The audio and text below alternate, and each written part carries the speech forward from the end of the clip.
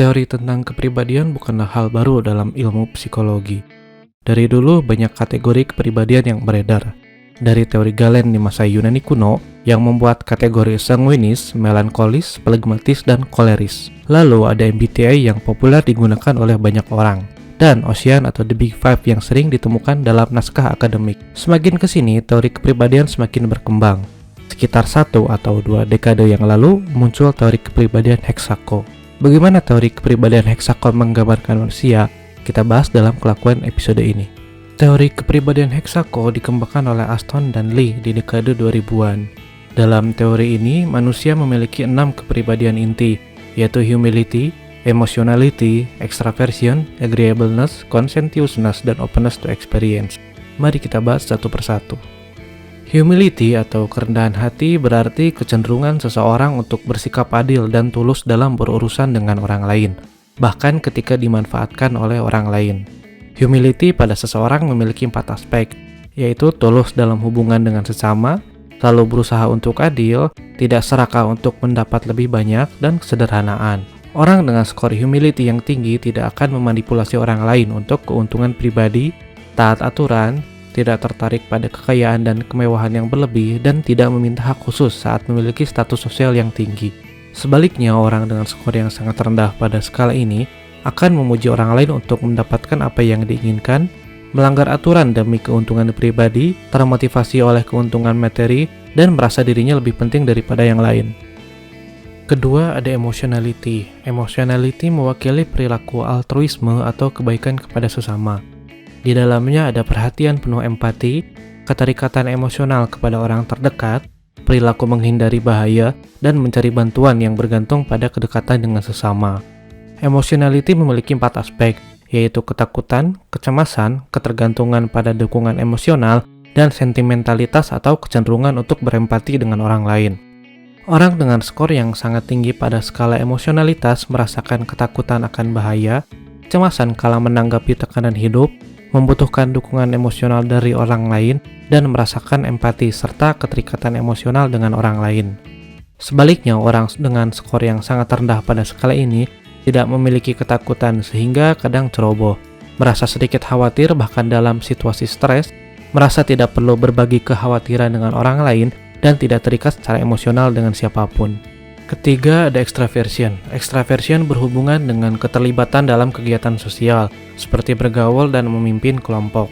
Extraversion memiliki 4 aspek, yaitu kemampuan mengekspresikan kegembiraan dalam kehidupan sosial, keberanian sosial dalam berbagai situasi, keramahan dalam berkomunikasi, dan antusiasme yang menyala-nyala. Orang dengan skor yang sangat tinggi pada skala extraversion merasa positif tentang diri mereka sendiri, percaya diri ketika memimpin, menikmati interaksi sosial, antusias, dan penuh energi. Sebaliknya, orang dengan skor yang rendah pada skala ini menganggap dirinya tidak populer, merasa canggung ketika menjadi pusat perhatian, acuh tak acuh terhadap aktivitas sosial, dan merasa kurang antusias bila dibandingkan dengan orang lain. 4. Agreeableness. Agreeableness mewakili kecenderungan untuk memaafkan dan toleran terhadap orang lain. Agreeableness memiliki 4 aspek, yaitu memaafkan seseorang yang pernah melakukan kesalahan, kelembutan hati, fleksibel dalam bekerja sama dengan orang lain, dan kesabaran untuk tidak cepat marah. Orang dengan skor yang sangat tinggi pada skala agreeableness memaafkan kesalahan, lunak dalam menilai orang lain, bersedia untuk berkompromi atau bekerja sama, dan mampu mengendalikan emosi. Sebaliknya, orang dengan skor yang sangat rendah pada skala ini menyimpan dendam terhadap mereka yang telah menyakiti, agak kritis terhadap kekurangan orang lain, keras kepala dalam mempertahankan sudut pandang, dan mudah marah dalam menanggapi perlakuan buruk. 5. Conscientiousness. Conscientiousness menggambarkan ketekunan dalam mengerjakan tugas, seperti bekerja, merencanakan, dan mengorganisasi. Conscientiousness memiliki 4 aspek, yaitu kemampuan untuk mengatur alias organizing, ketekunan dalam bekerja, mengejar kesempurnaan, dan kehati-hatian. Orang dengan skor yang sangat tinggi pada skala conscientiousness ahli dalam memanage waktu dan kegiatan, bekerja dengan disiplin, berusaha mencapai kesempurnaan, dan berhati-hati dalam mengambil keputusan.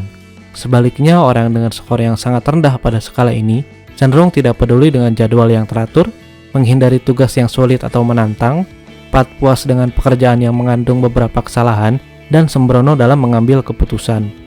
Terakhir, ada openness to experience. Openness to experience berarti keterbukaan terhadap ide dan pengalaman baru. Openness to experience memiliki 4 aspek, yaitu estetika yang berarti penghayatan seseorang terhadap keindahan, keingintahuan yang tinggi, kreatif dan inovatif, serta out of the box. Orang dengan skor yang sangat tinggi pada skala openness to experience hanyut dalam keindahan, selalu ingin tahu, sering berimajinasi, dan menaruh minat pada ide yang tidak biasa. Sebaliknya, orang dengan skor yang sangat rendah pada skala ini tidak terkesan dengan karya seni, tidak ingin tahu, menghindari usaha kreatif, dan merasa tidak tertarik terhadap ide-ide baru yang berbeda. Kira-kira begitulah teori kepribadian Hexaco. Kalau penasaran seperti apa kepribadian kalian, bisa coba tesnya di situs ini. Linknya ada di deskripsi.